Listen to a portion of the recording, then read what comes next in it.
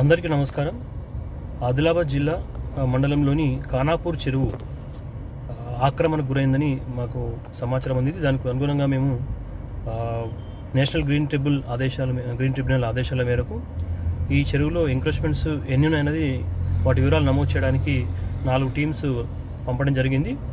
దీనిలో ముఖ్య ఉద్దేశం ఫర్దర్గా ఈ రోజు నుంచి మళ్ళీ కొత్తగా ఎలాంటి అక్రమ నిర్మాణాలు చేపట్టకుండా ఉండడానికి ఇది ఉద్దేశించబడింది తప్ప ఎవరిపైన ఎలాంటి చర్యలు తీసుకోవడానికి మేము ఆలోచించట్లేదు లేదా ఉద్దేశం లేదు.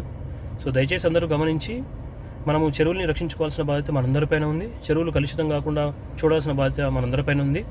ఈ ఆదిలాబాద్ పట్టణం నుంచి వచ్చే మురుగునీరు వ్యర్థాలు ఏవైతున్నాయో అవన్నీ కూడా ఖానాపూర్ చెరువులో కలిసి మనకు గ్రౌండ్ వాటర్ కానీ లేకుంటే పొల్యూషన్ కానీ ఏర్పడుతుంది.